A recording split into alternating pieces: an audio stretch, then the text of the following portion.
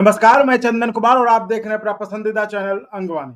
और हमारे साथ राकेश रंजन सिंह जी पटना से जुड़ रहे लाइव, जो कि काफी सामाजिक मुद्दों पर, राजनीतिक मुद्दों पर जो मुखरता से वो अपनी बातें रखते हैं और मेंटरिंग का भी काम करते हैं, जो प्रतियोगी परीक्षाओं की तैयारी करते हैं एप्लीकेंट्स, उनको मार्गदर्शन देने का भी काम करते हैं। राकेश जी, स्वागत है। जी नमस्कार चंदन जी। राकेश जी, एक एक बड़ी अजीब टाइप की खबर हमने कहीं पे पढ़ी थी और वो चर्चा में भी है कि अपने भागलपुर के कहलगांव में कुछ लोग जो सोशल मीडिया पर एक्टिव होकर जो मतलब जो अव्यवस्था है वहां पे, जैसे NH80 का हो गया, NTPC के ऐश का मामला, जो राग का मामला है, NH80 हो गया आपका, तो इन सब को लेकर, जो अव्यवस्था को लेकर, बिजली को लेकर, जैसे कोई तो अव्यवस्था को लेकर वो आवाज उठाते हैं, तो कहते हैं कि वहां पे उनको बुला बुलाकर, उनके रिश्तेदारों को, उनको परिजनों को जो बुला बुलाकर समझाई दी जा रही है कि आप जो है नेताजी के खिलाफ ना बोलें, नेताजी के मतलब इस तरह की टिप्पणी, इस तरह के पोस्ट, इस तरह के कमेंट ना करें। तो ये क्या लगता है, क्योंकि आप भी उसी इलाके से संबंध रखते हैं जहाँ की हम बात कर रहे हैं, तो क्या लगता है आपको इस तरह की मतलब ये क्या एक नया ट्रेंड नहीं है? बड़ा अजीब तरह की खबर नहीं है ये कि अगर कोई आवाज उठाए तो उसको जो है मतलब दबाव डलवाया जाए उसके परिजनों से, रिश्तेदारों से, उसके जानने वालों से कि अपने को समझा के रखो, ज्यादा पोस्ट ना करे, लिखे। नहीं, ये मैंने भी न्यूज में ही सुना था, सोशल मीडिया पर ही देखा। उस न्यूज पेपर कटिंग को भी मैंने भी न्यूज सोशल मीडिया पर ही देखा था। हम्म। और अगर ऐसी घटनाएं हैं, कई पोस्ट भी मैंने फिर देखा कहलगांव के ग्रुप में। तो अगर ऐसी घटनाएं घटी हैं या किसी प्रकार का चेतावनी की बात आई है, क्योंकि वो तो छानबीन का विषय वस्तु है, वो तो छानबीन पुलिस को करनी चाहिए। तो ऐसी नहीं होनी चाहिए। अगर कोई उस स्थानीय क्षेत्र के लोग या युवा या उस इलाके के लोग अगर किसी बात को उठाते हैं, किसी बात को रखते हैं, तो वो उनका वो एक मौलिक अधिकार है, उनकी एक वह अपना अधिकार क्षेत्र में आता है।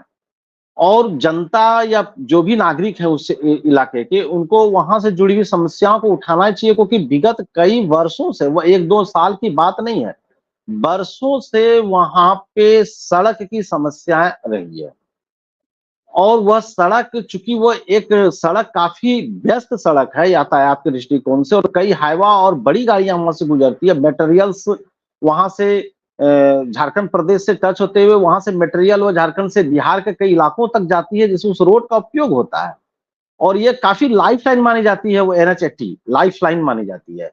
और उस लाइफ लाइन के रख रखाव में या वैकल्पिक रास्ता की बात हुई है कि उसका वैकल्पिक रास्ता तैयार किया जाएगा, जो कि वैकल्पिक रास्ता तैयार किया जाना, ये हम लोग कई वर्षों से सुन रहे हैं कि 4 लेन बनेगा वैकल्पिक, लेकिन वो अभी मूर्त रूप नहीं आई है।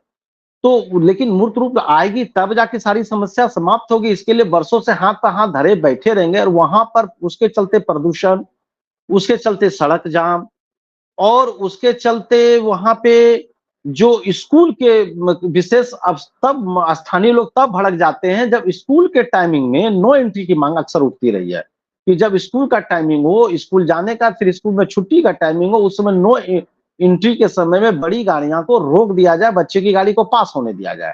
उसके वजह से बच्चे सड़क जाम में फंसते हैं या अन्य प्रकार की उन्हें असुविधा होती है। और कई अक्सर सुनने में आता है कि वहां पर घटनाएं घटती है, दुर्घटना, एक्सीडेंट होते रहते हैं उस सड़क पर।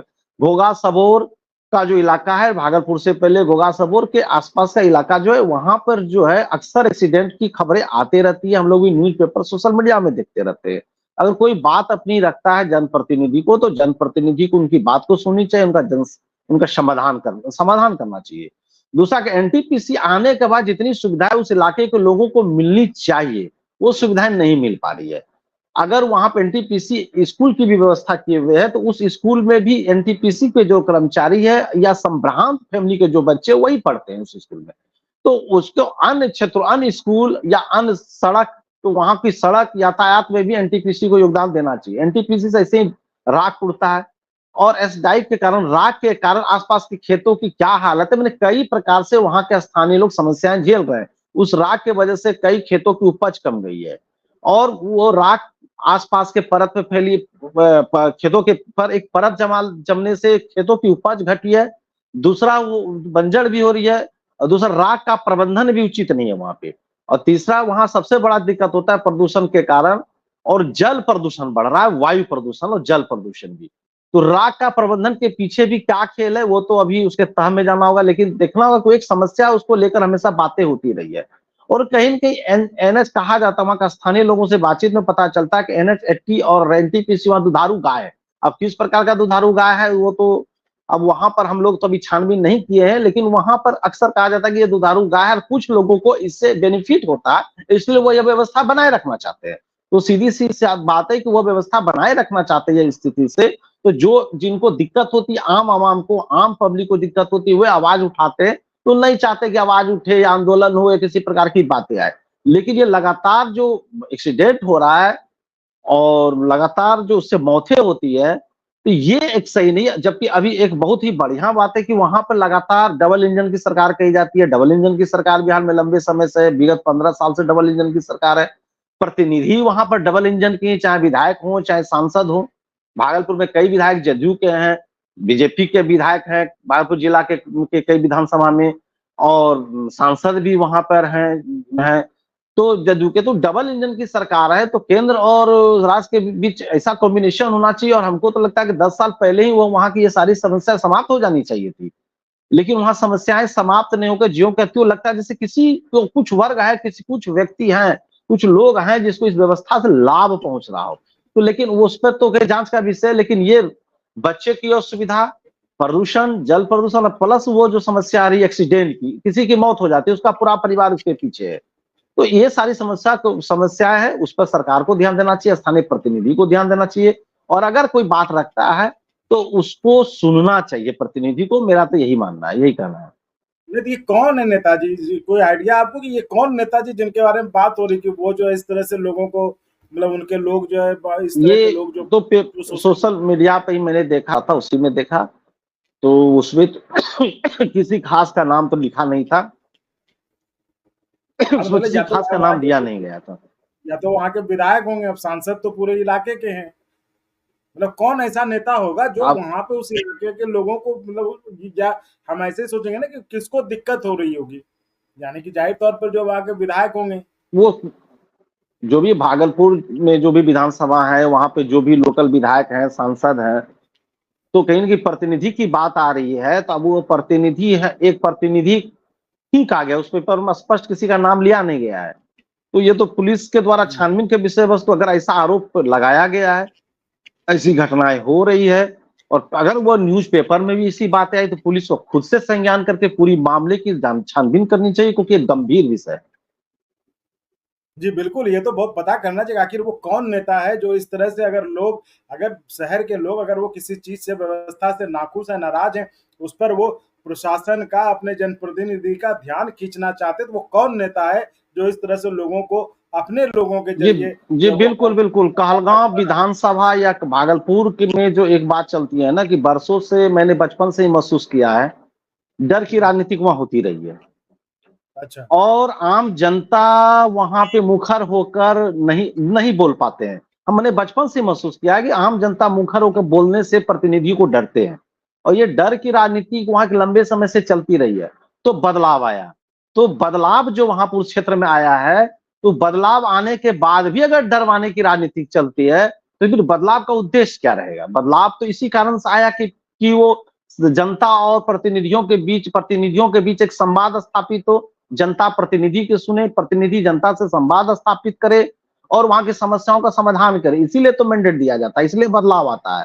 क्योंकि लंबे समय से वहां पर तो माने कि एक ही व्यक्ति का लंबे समय से एक व्यक्ति सदानंद बाबू लंबे समय से विधायक रहे हैं। तो वहां पर एक ऐसा था, तो वहां एक डर की राजनीति होती रही है, हम लोगों ने बचपन से ही देखा।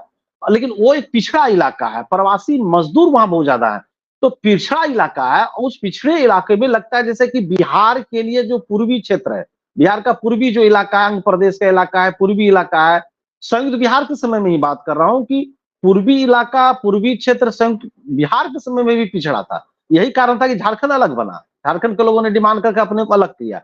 आज भी बिहार के अन्य क्षेत्रों का अपेक्षा पूर्वी इलाका आंध्र प्रदेश पर कम ध्यान देने के कारण ही समस्या 10 के 10 बनी हुई। पूरे बिहार में 4 लेन और अच्छी रोड बन रही है, हम लोग भी रोड से जाते हैं, नो डाउट बिहार में अच्छी रोड बनी है, तो इस इलाके को क्यों छोड़ दिया जा रहा है?